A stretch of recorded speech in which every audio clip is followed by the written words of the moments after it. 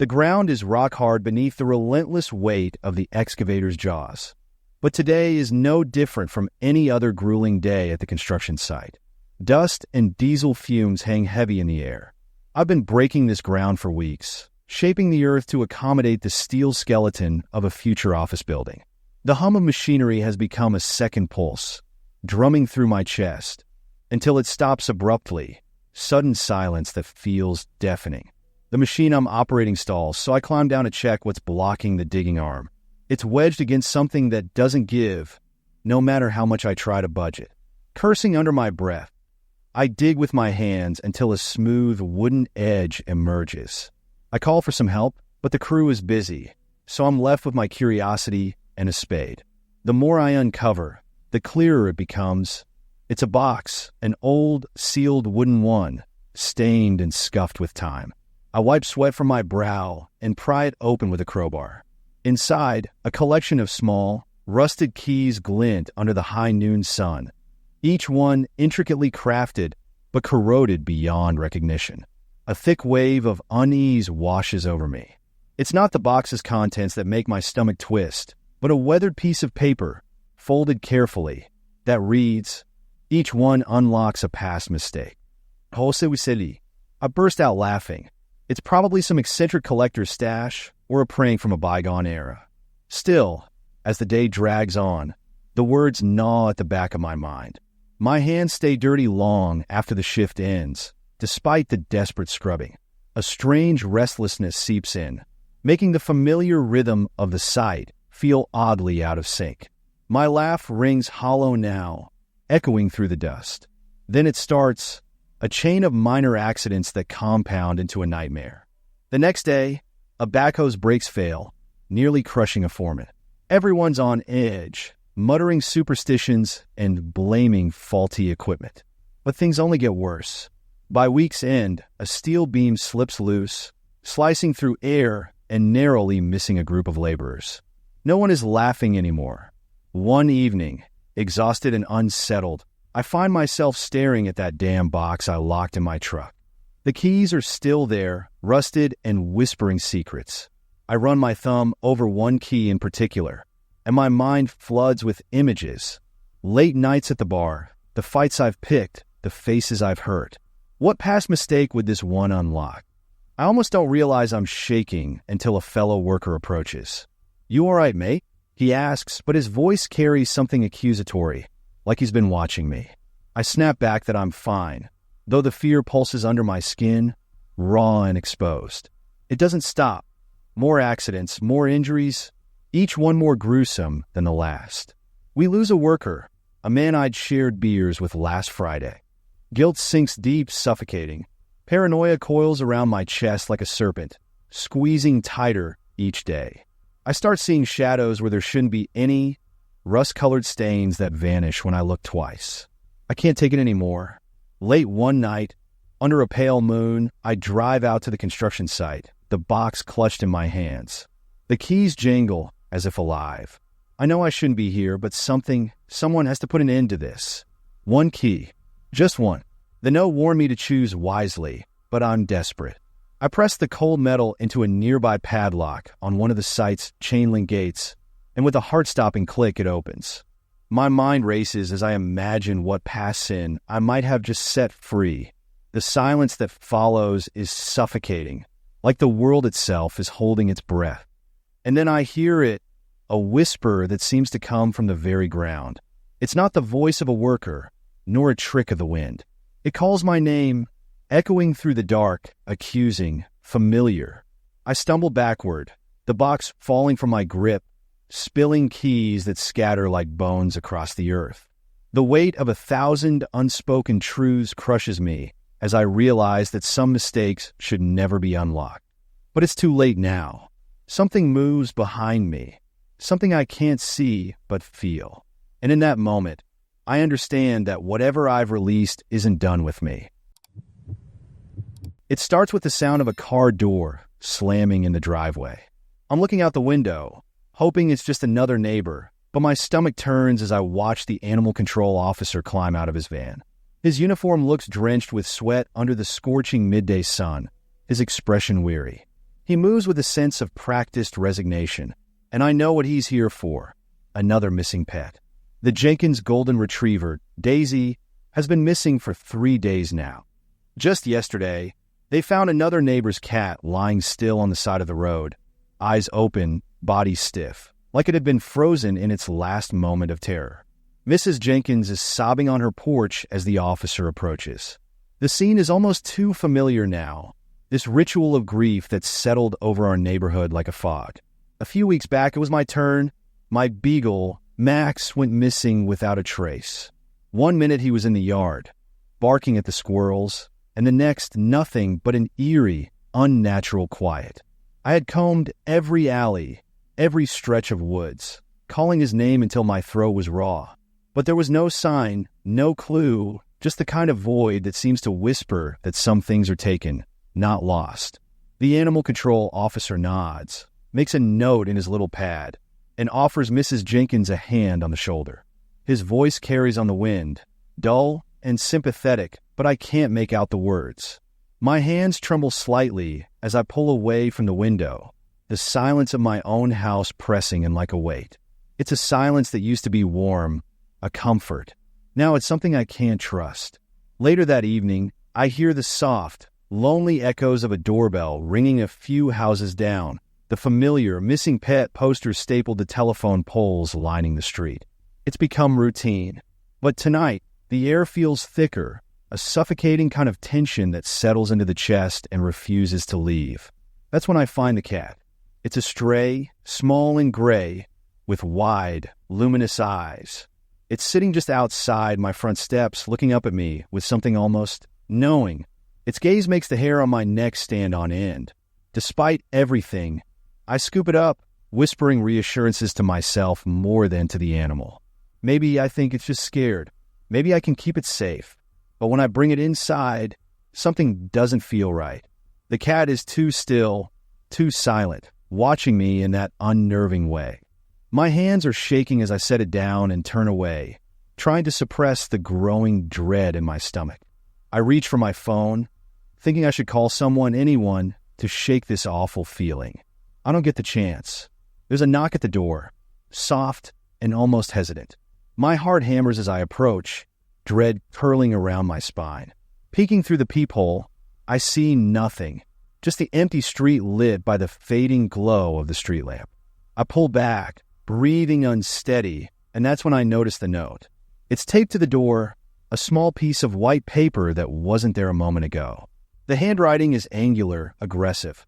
It's not your turn yet. I drop the note, my vision swimming. The house feels like it's breathing, closing in around me. I whirl around, and the stray cat is gone. The air hangs heavy, pressing, and I can't shake the feeling that something is watching, waiting. My throat is tight, breath shallow. Then a sound. Footsteps, soft but deliberate, from upstairs. An area that should be empty, abandoned since my dog disappeared. I back away, fear wrapping itself around my chest. And for the first time, I feel completely, utterly helpless. The last shred of hope shatters. It isn't just animals vanishing anymore. Something in this neighborhood is coming for us, one by one. The air is crisp and cool, the sun casting long, golden streaks over the cornfields as the shadows stretch lazily toward the horizon. But this image, the twisted limbs of a man lying motionless at the base of our farmhouse steps, shatters that serenity. His neck is bent at a grotesque angle, his vacant eyes staring at something only he can see. I don't even know who he is, just that he doesn't belong here. My husband, Mark, is pale beside me, his jaw slack. We stand frozen in that awful moment, the only sound a low, mournful hum drifting from the woods. We've only been here for a few days, two city people craving fresh air and simple living. Mark and I thought the worst part of this new life would be learning how to fix tractors and chasing raccoons out of our vegetable patch. But this, I'll call the sheriff, Mark says, voice cracking, and he turns on his heel, leaving me there with the corpse and the echo of the hum that seems to follow him. My hands feel cold, numb, but I can't look away. Fear grips me with cold, iron claws, and I keep expecting the man's lips to move, for his hand to reach out and grab my ankle. But he's dead. Unquestionably, horribly dead. The hum rises, floating through the woods, growing louder. Almost melodic. I don't move until Mark returns, but the tension has wrapped itself around me like barbed wire. The sheriff comes, and the man is taken away. We answer a barrage of questions, and I keep thinking about that sound, that haunting music from the woods. When the sheriff leaves, he gives us a look like he knows something we don't. Later, at the only general store in town, I ask the clerk about it. She's a grizzled woman in her 60s, and her mouth tightens when I mention the woods. Whatever you do, she warns, her voice low, never respond to the singing. Back at the farmhouse, the words stick to me like burrs. Mark and I barely talk that night. We're shaken, both of us, and the tension between us feels heavy. It feels like the house itself is holding its breath. I don't sleep well, and when the distant hum begins again, something deep inside me cracks with fear. That evening, the singing comes back, floating through the trees, a lilting, inhuman melody. But this time, it's louder, closer. It doesn't feel like music anymore. It feels like something alive, something hungry. Mark and I sit in the dark living room, and I can feel his nervous energy vibrating off him. Just ignore it, I whisper, and he nods. But the sound keeps pushing, a pressure against the windows, a presence just beyond the walls. Then, there's a soft knock at the front door. Mark and I lock eyes, wide and panicked. My stomach feels like it's twisted itself into knots. He gets up slowly, but I grab his arm. Don't, I plead. The knock comes again, gentle, as if someone were asking to be let in from the cold. The singing never stops. Mark shakes me off. It's just someone needing help, he mutters, but his voice trembles. He opens the door, and the singing stops abruptly, leaving a silence so deep, so unnatural, it almost hurts. There's no one there. Just the dark. Just the cold wind. The rest of the night passes in a tense, unbearable quiet. But by morning, the sun spills over the farm, and everything feels ordinary again. Mark laughs it off, but I can see the tension in his jaw, the way he won't meet my eyes. Something about last night is eating at him, and it's eating at me too. 3 nights later, I wake up to an empty bed. My pulse races, and I stumble through the house, calling his name. The front door is ajar, swinging gently in the breeze. The woods are whispering, and there, in the dirt outside, are Mark's footprints. They lead away from the house, toward the tree-line, and then stop. I scream his name into the darkness, but the only response is the wind. He's gone, vanished as if the earth itself swallowed him whole. The sheriff comes. The townspeople give us pitying looks, and no one seems surprised. They knew. They all knew. Days blur together, and the house feels unbearably empty. I can't stand the silence. I walk to the woods, tears streaming down my face. The singing returns, gentle and sweet, coiling around my mind. I remember the broken body on our steps, the clerk's warning. I understand now, but before I can stop myself, I do the one thing I swore I wouldn't. I call his name. I call for Mark. The singing falls silent. The woods seem to breathe, and I know something is listening. I'm staring at the pale, blank eyes of a dead man. He's sprawled out across the floor of my building's lobby, his face twisted in a grotesque expression of surprise. Blood seeps from somewhere beneath him, slowly pooling around his head and soaking into the dull carpet. My fingers are clutching my phone, and I can't remember when I stopped breathing. The entire world seems to narrow to this awful, frozen moment. Me, standing over a corpse that wasn't here when I left this morning. The building manager bursts in behind me, calling for emergency services, and a wave of people rushes in. I back away, still clutching my phone, as the scene dissolves into chaos. Someone asks me if I'm okay, but I can't hear them over the roar in my head. I retreat to my apartment, my hands still trembling, and I lock the door. Twice. It takes me hours to calm down.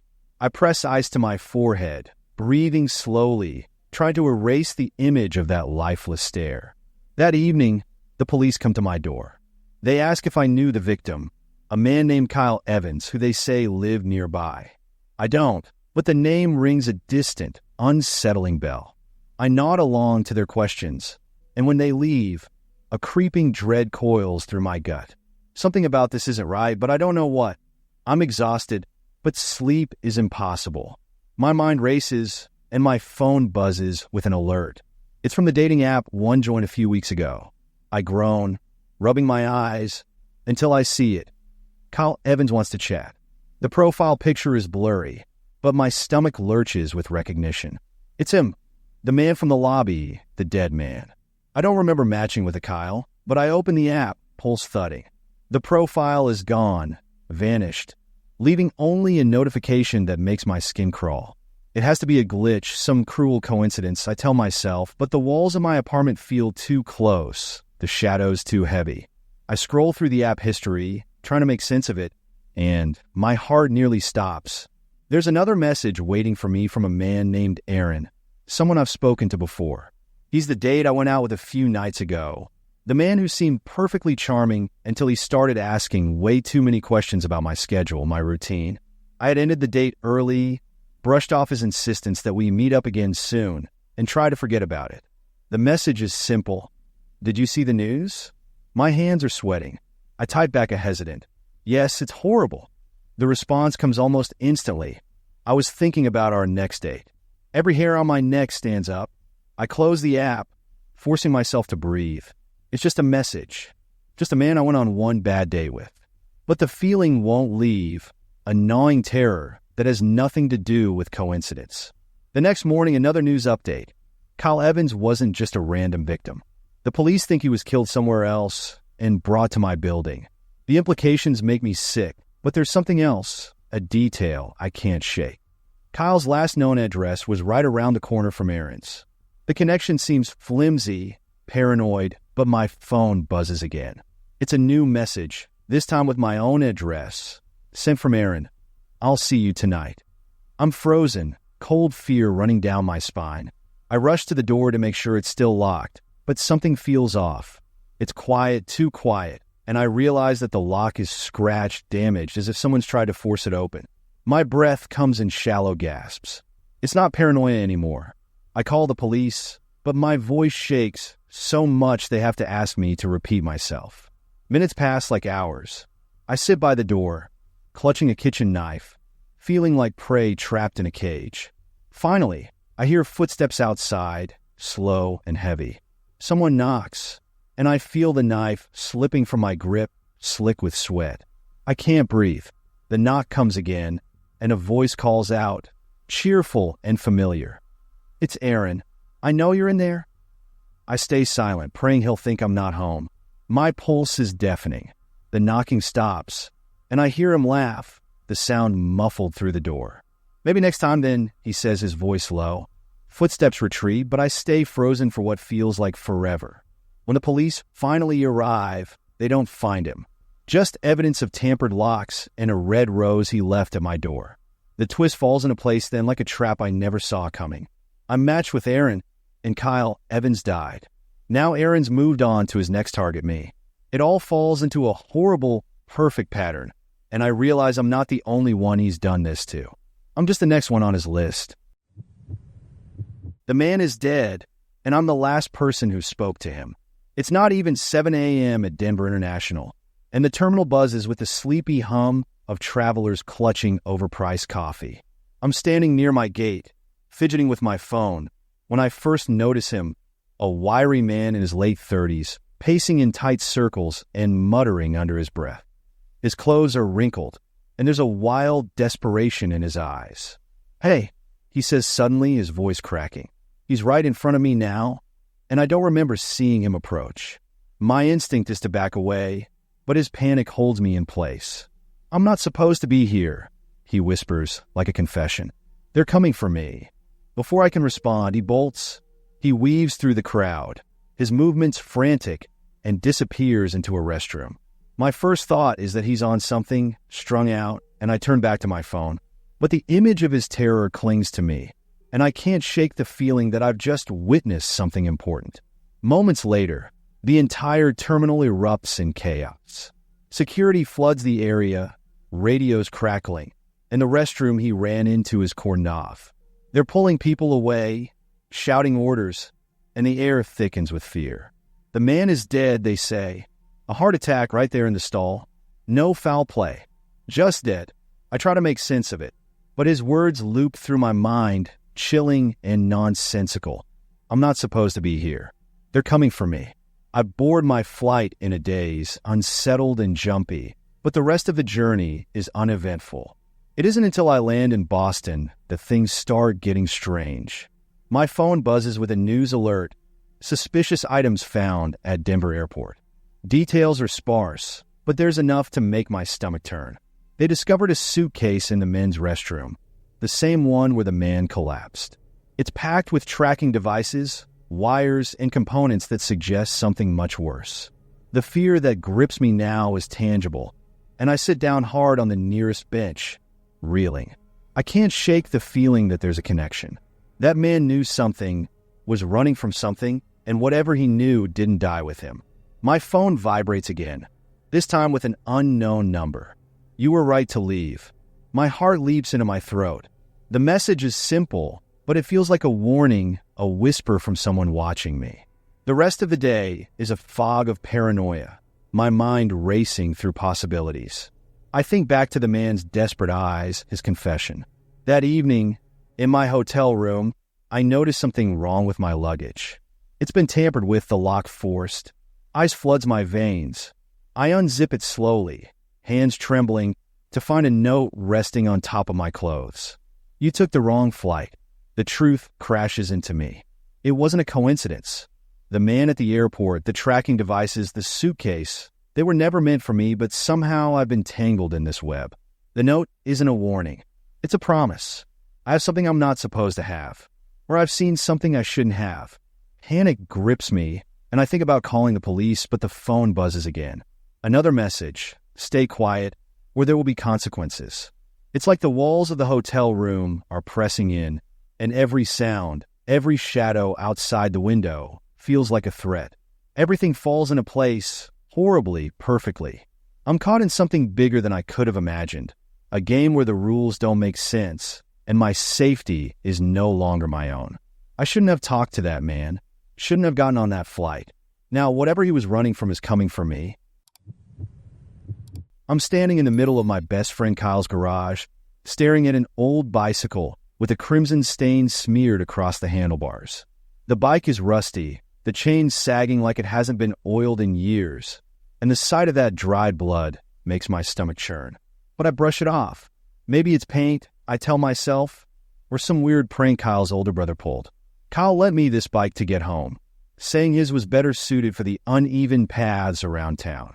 It's a battered, ghostly thing, painted a fading blue with decals peeling off. Something about it feels wrong, but I don't question it. I'm late for dinner, and the sun is sinking fast, draping everything in long, heavy shadows. I hop on and pedal out, the wheels creaking with each turn. The ride feels off from the start. The frame shudders like it's about to fall apart, and the air feels denser the farther I go, clinging to my skin with a damp, oppressive weight. People on the street seem to notice. They watch me as I pass, and not in the friendly small-town way. Their eyes follow me, and I can't shake the feeling that I'm being judged, or worse, recognized.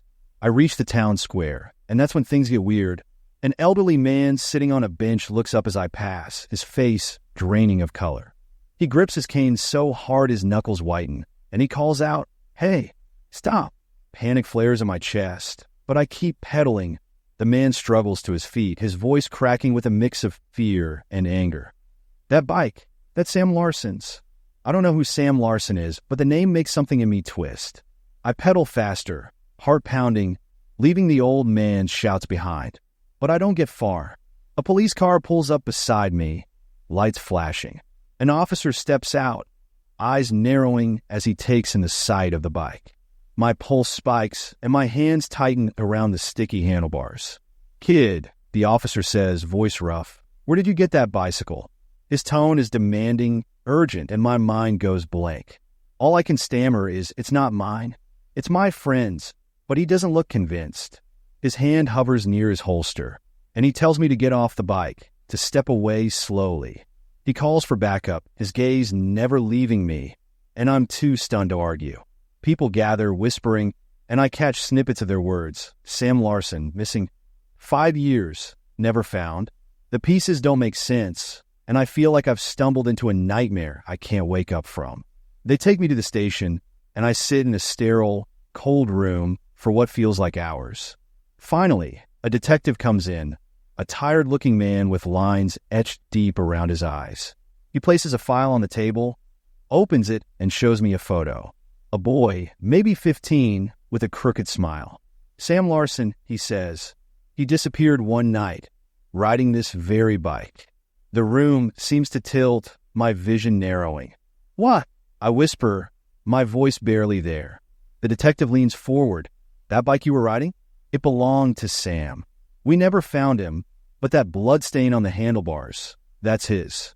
The words sink into me like lead, and I feel the weight of something I can't explain, something bigger and darker than a simple coincidence. But how? I stutter, my mind racing back to Kyle, to his carefree smile when he handed me the bike. The detective's eyes narrow. Where did you say you got it? My mouth opens, but before I can answer, the door bursts open and Kyle's older brother strides in. He's wild-eyed, breathless, and the sight of him makes my heart seize. It's not his fault, he says, his voice cracking. I found the bike in the woods last night. I didn't know. Everything clicks into place, horribly and suddenly. The bike wasn't just forgotten. It was hidden, abandoned in those woods for a reason. And by bringing it out, by letting me ride it, Kyle's brother resurrected a mystery that should have stayed buried. The detective's face darkens, and I realize there's no easy escape from this. Sam Larson's ghost still lingers, not in the supernatural sense, but in the lives of the people who never let go, in the unresolved pain that's about to unravel everything. And now, whether I like it or not, I'm tangled in it too. I hit the ground hard, my camera skidding across the filthy warehouse floor, the lens cracked. The taste of copper floods my mouth, and I'm too disoriented to move at first. My head spins from the fall, and I'm only dimly aware of how I got here, how everything spiraled from an innocent video idea to this terrifying moment. My fingers fumble for the camera, desperate to keep filming. It's my lifeline now, a fragile piece of evidence, the only thing between me and the darkness that surrounds me. It started so simply. Urban exploration, a YouTube channel meant to explore local legends and abandoned places. It was fun at first, harmless even. Views trickled in, and people started sending me tips, locations rumored to be haunted or cursed. The channel grew, and the thrill of it became addictive. But the messages changed over time. They became more specific, leading me to more dangerous places I should have avoided. The last message was different. No username, just a location. An old warehouse on the edge of town, closed off and decaying for decades. The text that came with it was chilling. This will be your final video. I laughed it off as a prank, but a whisper of fear had lodged itself deep in my chest. Still I always went. The warehouse is a graveyard of rusted machinery and graffiti-covered walls. Light filters in through shattered windows, casting twisted shadows that play tricks on the eyes. I started filming right away, narrating the history of the place, but the words felt hollow, rehearsed. There's a pressure here, a sense that something is watching. Then, the twist. Footsteps echo from the other end of the building, heavy and deliberate. I whip around, camera shaking, but see nothing. I push down the panic, forcing myself to keep recording. It has to be my mind playing tricks, I tell myself. The power of suggestion. But the footsteps grow louder, circling me, and a chill seeps into my bones. I turn off the camera for a moment, just to catch my breath. And that's when everything goes to hell. A figure bursts from the shadows, shoving me hard. I crash to the ground, and the camera goes flying. When I look up, there's no one there. Just the echo of my heartbeat, pounding like a war drum. The message wasn't a joke. I scramble to my feet, lungs heaving, and grab the camera. It's damaged but still recording. I'm ready to run when I see something that stops me cold. My name, scrawled in red paint on the wall, and below it, This will be your final video. My vision blurs with fear, and I realize this isn't just an urban legend. It's personal. Someone knows me, my routines, my channel. That's when I remember the other locations, the ones I've filmed. I think of the messages, the way they got eerily accurate, the way they knew things I never shared publicly. Someone has been following me, setting me up. The pieces slot into place, a horrifying puzzle I didn't know I was part of. Before I can react, another sound whispers low and urgent coming from somewhere close. I grip the camera like it's a weapon, backing away slowly.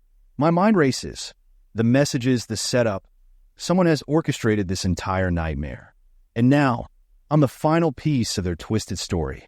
I make for the exit, each step echoing in the hollow, empty space, but I freeze when I see a line of red paint across the floor. It's fresh, still dripping, leading me to the doors, almost as if I'm being guided. My gut tells me to run the other way, but I can't think straight. My fear has trapped me here, made me predictable. And that's when the real twist hits. The whispering isn't coming from the warehouse. It's coming from my phone. My eyes widen in horror.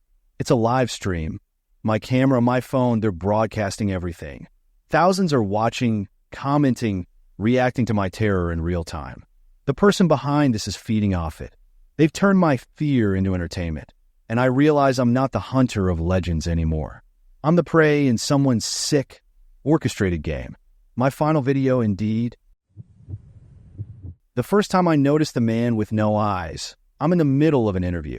He's standing among the silent crowd, his expression blank, his sockets nothing more than empty, sunken pits.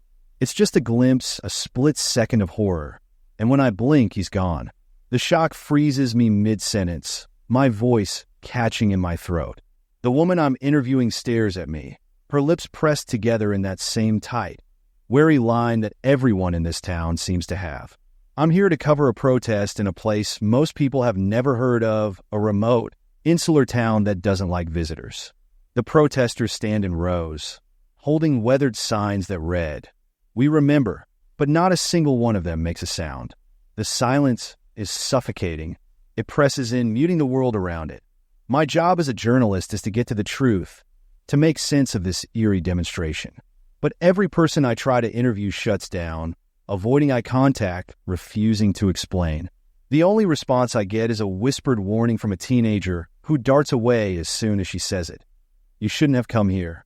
I shrug off the unease, attributing it to small-town distrust of outsiders. I tell myself the eyeless man was a trick of the mind, a symptom of exhaustion from the long drive and the oppressive atmosphere. But that whisper has lodged itself in my thoughts, an itch I can't ignore. That night, my hotel room feels too quiet, as if the whole building is holding its breath. I pace, reviewing my notes, replaying the scenes from the protest. The signs, the stony faces, the way everyone stared straight ahead, their jaws clenched tight. My brain pieces together a timeline, but there's no narrative, just fragments of a story I can't decipher. I wake in the middle of the night to footsteps outside my door, slow and deliberate. My heart races and I tiptoe to the peephole. There's no one there, but the footsteps continue, moving down the hallway. I can't shake the feeling of being watched, and I lock the door, pushing a chair up against it for good measure. When dawn breaks, I venture back into town, determined to get answers. But as I step outside, I notice a piece of paper slipped under my door. Scrawled across it in bold, jagged letters, "You should have stayed silent." My hands shake. Fear spreads through me, an invasive chill that settles in my bones. The protest is back on, and the crowd has grown. More signs, more faces, all turn toward me as I approach. They don't move. They don't speak. The man with no eyes stands in the center this time, and he's real. His head tilts slightly, like he's listening to something only he can hear. I raise my camera, but a hand grips my arm, stopping me. It's the woman I interviewed yesterday, her face pale, eyes wide with terror. "Please," she whispers, "don't dig. You don't understand." But it's too late, and I know it. My voice has already echoed where it shouldn't have, stirred up something that wants to be forgotten. I pull away, and she lets go, her shoulders slumping as if I'd just signed my own death sentence. The puzzle pieces crash into place then, horribly, inevitably. This isn't just a protest. It's a memorial, a silent tribute to a truth buried deep, one I'm not supposed to uncover. The signs, the desperate faces, they're not fighting for justice. They're pleading for mercy, because the thing they remember isn't just a loss. It's something alive, something they're keeping contained. And I've disturbed it. The crowd begins to disperse, each person glancing at me with pity, resignation, and something darker. The man with no eyes stays, unmoving, until the last protester leaves. Then he turns in my direction. The silence shatters, and I feel it, a presence, a pressure building around me. The kind of dread that tells you there are consequences for digging where you shouldn't. The warning isn't just about speaking. It's about knowing. I'm staring into the mannequin's glassy eyes when the store lights flicker, plunging the room into a momentary darkness. When the lights return, the mannequin isn't where it should be. My pulse races, but I tell myself I'm imagining things. I've been working overtime, stocking shelves at this big box department store, and my mind is playing tricks. The mannequin, a generic plastic thing in a pristine blue dress, was by the front window a second ago. Now, it's closer to the display racks, as if it's been nudged. I force a laugh and try to shake off the unease. The store is closed, silent except for the faint buzz of the fluorescent lights. I'm the only one here, finishing up a long shift. But the air feels heavy, charged with something I can't name. I make my way to the break room, trying to forget how the mannequin seemed to move on its own. I just need a minute to breathe, to clear my head. I lean against the break room counter, the clock ticking loudly. 5 minutes pass. 10. I grab a bottle of water and decide to finish my shift, eager to leave this place and the creepy mannequin behind. But as I step back into the main floor, I freeze. The mannequin is gone. My heart pounds in my ears. Mannequins don't just disappear. My hand grips the edge of a shelf, knuckles white. I scan the room, eyes darting from aisle to aisle, until I spot it. The mannequin is now near the dressing rooms, tilted slightly forward, almost like it's watching me.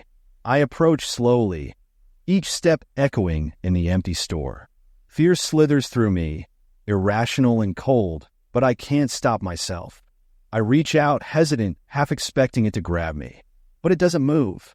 It's just plastic, a lifeless thing. I laugh, a nervous, shaky sound, and back away. I'm being ridiculous. That's when the overhead speaker crackles to life. A voice, unfamiliar and flat, speaks 3 words. You see now. The sound cuts out, leaving an echo that prickles my skin.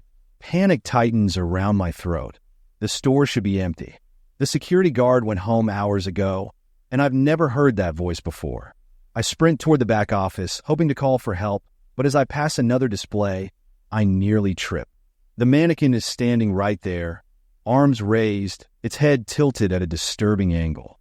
My breath catches, and I stumble, barely catching myself on a clothing rack. It's not possible. I was watching it. There's no way it moved. The office door is locked when I reach it, which makes no sense. I fumble with the keys, hands trembling, and glance over my shoulder. The mannequin is gone again. My mind spins, and I finally wrench the door open, slamming it shut behind me. I grab the phone, fingers shaking, but it's dead. No dial tone, only silence pressing in on all sides. I reach for the store security monitors, desperate for answers. The screens flicker on, showing empty aisles and rows of untouched merchandise. But then I see it. The mannequin is on the move. It walks stiffly, awkwardly, like a puppet pulled by invisible strings. It heads for the back of the store, right toward me. My brain scrambles for an explanation, anything that makes sense. I check the footage again, but what I see next twists my gut with a horror that's all too real. The mannequin isn't just moving. It's following a pattern, one I recognize. It's retracing the steps of the store's layout, but not at random. It's following the route of an old employee named Carl, who disappeared a year ago. The story comes flooding back, something the older workers gossiped about. Carl went missing during a night shift, and no one ever figured out what happened. They said he clocked in, but he never clocked out. The only trace left was a mannequin, found oddly out of place. The pieces snap together horribly. The mannequin isn't just a prop. It's a message, a grim reminder. And now, it's acting out something Carl's last moments. The overhead speaker crackles again, and this time, the voice is softer, weaker. You shouldn't have stayed. The office door rattles. My heart slams against my ribs, and I'm out of options. The mannequin knows the pattern. It knows how this ends. And now, so do I. The body on the embalming table isn't as still as it should be. It's not an illusion, not some trick of my exhausted eyes. My heart slams against my ribs, and I stumble back, a gasp escaping my throat. I'm the funeral director here, the one who's supposed to ensure everything runs smoothly, respectfully, without any surprises. But this is wrong. Bodies don't breathe. I rush forward, hands trembling, pressing my fingers to the cold neck, searching for a pulse. It's faint, barely there, but undeniable. Panic and disbelief twist through me. How can this man be alive? He was declared dead hours ago, a heart attack, I was told.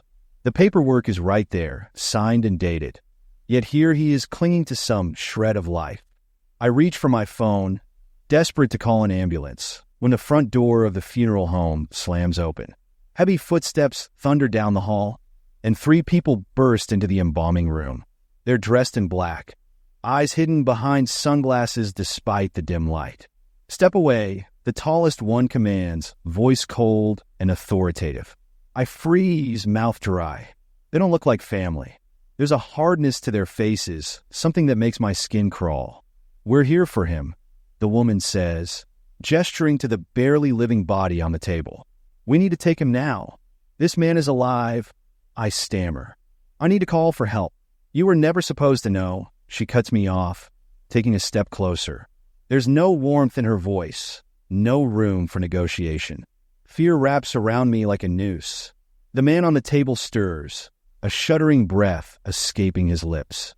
He's waking up, and I can't move, can't think straight. Please, I try again, voice cracking. Who are you?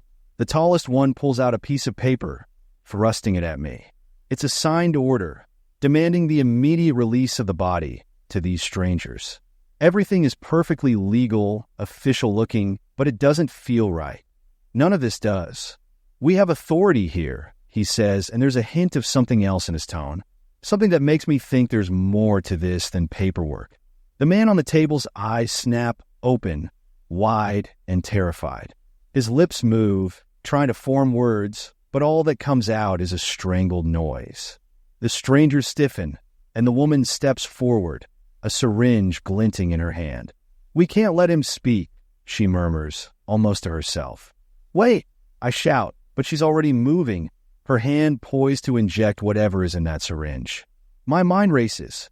If I let them do this, I'm complicit. But if I try to stop them, I lunge forward, grabbing her wrist, and the syringe clatters to the floor.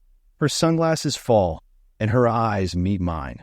They're wrong, not just angry, but unsettlingly blank, like she's a shell of a person, something else moving her from the inside. She pushes me away effortlessly, and I slam into the counter, pain blooming up my spine. Last warning, the tallest man says, and I realize there's a gun in his hand now, aimed at me. My whole body goes numb. The man on the table gasps, his chest heaving, and he finally manages to rasp out a word, help. It's all he gets out before they move. They close in on him, securing his wrists, and I can't do anything but watch. They haul him off the table, dragging him out of the room like a prisoner. He struggles weakly, his eyes locking onto mine, wide with terror. Then they're gone, the front door slamming shut behind them, leaving only silence in their wake. I collapse into a chair, heart pounding, and the horror of it all sinks in. They knew he wasn't dead. They came prepared, knew exactly what to do. But why? I think about the way he looked at me, the desperation in his eyes, and it feels like I missed something crucial, something that will haunt me long after this. The man was never supposed to be dead, and I was never supposed to know. Friends, I am here again. Don't forget to subscribe. You are the best.